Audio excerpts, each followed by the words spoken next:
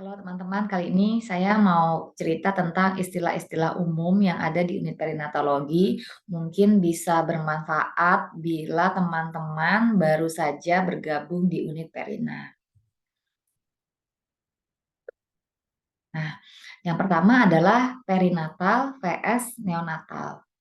Perinatal itu adalah periode yang dimulai antara 28 minggu usia gestasi sampai 28 hari setelah kelahiran. Jadi perinatal ini luas ya, dari dalam kandungan juga sudah bisa disebut sebagai perinatal sampai 28 hari setelah lahir. Sedangkan neonatal adalah istilah bagi yang sudah lahir sampai usia 28 hari. Bagaimana kalau lahirnya di usia 28 minggu? Maka 28 hari setelah 28 minggu itu tetap disebut sebagai periode neonatal.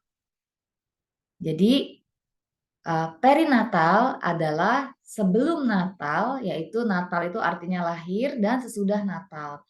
Sebelum Natalnya sampai usia 28 minggu, sesudah Natalnya sampai usia 28 hari. Itu dari bahasa Latinnya ya.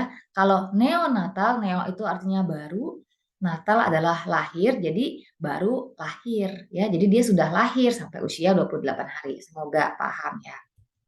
Nah, yang kedua adalah NICU vs SCN. Apa sih bedanya?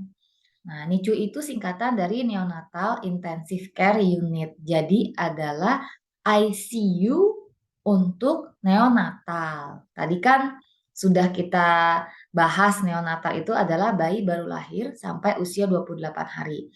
Nah, ini adalah ruang perawatan intensif khusus untuk neonatus yang kritis. Jadi ICU ya untuk neonatus. Kalau SCN itu apa?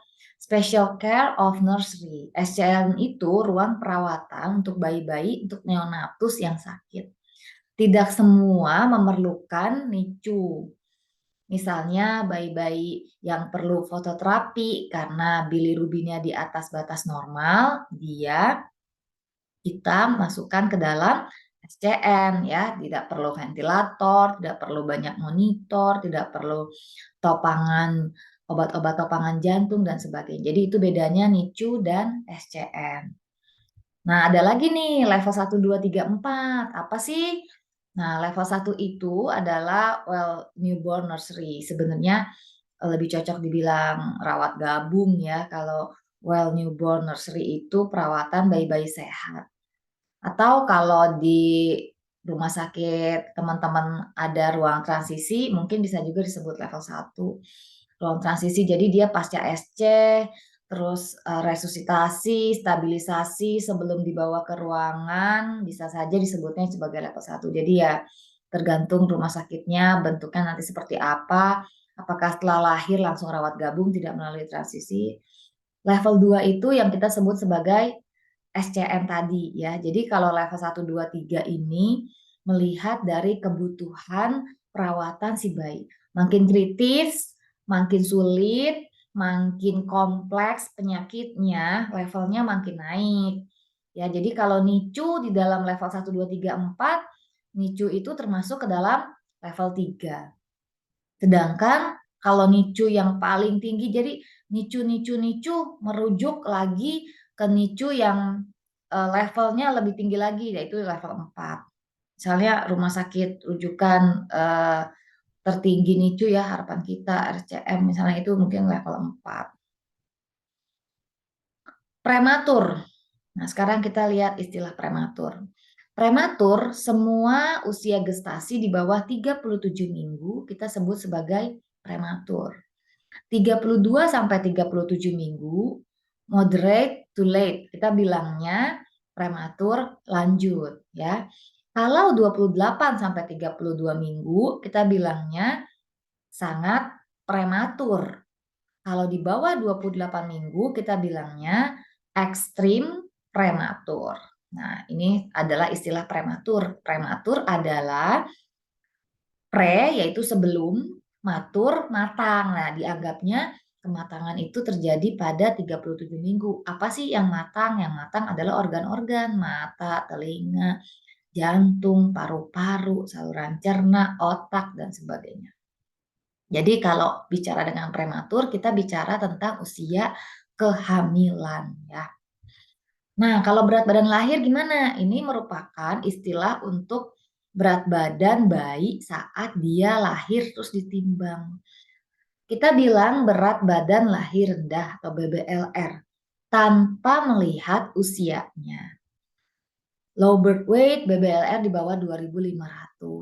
Di bawah 1.500 kita bilangnya BBLSR atau VLBW, very low birth weight. Kalau di bawah 1.000 kita bilangnya BBLSAR, berat badan lahir sangat amat rendah, atau bahasa Inggrisnya ELBW, extremely low birth weight. Nah, kalau yang terlalu gendut namanya makrosomia, di atas 4.000.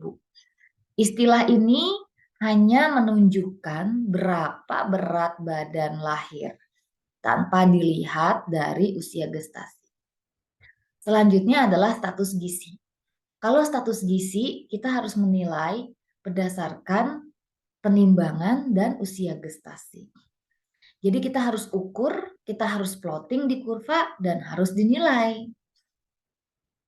Nah, ini adalah kurva yang kita gunakan, namanya Lobskenko. Batasnya adalah persentil 10 ke bawah dibilang kecil, persentil 90 ke atas dibilang besar. Jadi ini kita harus punya dua data. Data yang pertama, usia kehamilannya berapa? Misalnya dia lahir usia kehamilannya 32 minggu. Kemudian data kedua, berat badannya berapa? Oh, berat badannya 2 kilo. 32 minggu 2 kilo. Masih di area yang di antara 10 dan 90, kita bilangnya sesuai masa kehamilan. Bisa saja dia 1.500, tapi dia kita bilang besar loh, kok bisa ya. Oke. 1.500 tapi dia umurnya sangat muda. Misalnya, kalau 1.500-nya 27 minggu, itu berada di area yang warnanya biru. Jadi dia kita bilang besar masa kehamilan. Karena dia dibandingkan dengan usianya yang 27 minggu, 1.500 itu besar. Jadi tetap kita bilang dia prematur, 1.500 tetap kita bilang low birth weight, tapi dia besar masa kehamilan. Misalnya adakah kelainan metabolik si ibu, apakah ibunya gula darahnya terlalu tinggi sehingga meskipun dia kecil, dia berat badannya dibandingkan dengan usianya lebih besar. Semoga tidak bingung antara berat badan, usia gestasi, dan status gizi ini ya. Bisa saja sih dia berat badannya misalkan 2.000, pas 2.500. 2.500 kan kita masih bisa bilang oke. Tapi kalau dia usia gestasinya sudah sangat tua, misalnya 41 gitu ya, 2.500, 41 ya kecil. Nah, ini bahasa Inggrisnya supaya teman-teman juga paham apa sih yang dimaksud dengan large for gestational age. Kemudian appropriate for gestational age. Small for gestational age. Sorry, ini salah tulis ya. Jadi BMK, SMK, KMK adalah status gizi. Nah, jadi status gizi harus punya dua ukuran, yaitu usia gestasi dan berat badan. Harus dilakukan secara bertahap, mengukur, memplotting, menilai. Ini sangat penting untuk menggambarkan status gizi bayi saat di dalam kandungan. Jadi janinnya ini gizinya bagaimana di dalam perut ya. Oke, ini mengenai IUGR vs EUGR. IUGR adalah intrauterine growth restriction. Artinya dia tidak tumbuh seperti yang kita mau di dalam kandungan. IUGR ini emergency dalam kasus nutrisi janin ya. Jadi dia kalau dia di dalam kandungan tidak bisa tumbuh, dia dikeluarin ya, dilahirkan, diterminasi kehamilannya. Kita bisa mendapatkan intrauterine growth restriction apabila kita melihat berat badan janin dibandingkan dengan usia kehamilannya di bawah persentil 10. Ya, biasanya kita menggunakan kurva Fenton.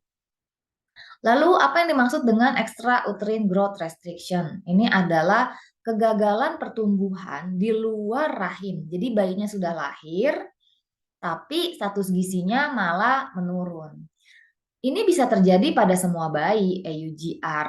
Dia bisa terjadi pada bayi yang gizinya cukup maupun yang gizinya jelek. Meskipun lebih banyak EUGR ini terjadi pada IUGR. Apa definisinya? Penurunan status gizi dari lahir sampai saat diukur lebih dari satu standar deviasi di kurva. Jadi teman-teman kalau ada pasien IUGR, kita harus berusaha supaya dia tidak 2 kali gagal tumbuh dalam kandungan dan gagal tumbuh di luar kandungan. Mungkin itu saja, semoga lebih paham mengenai istilah-istilah yang kita gunakan sehari-hari.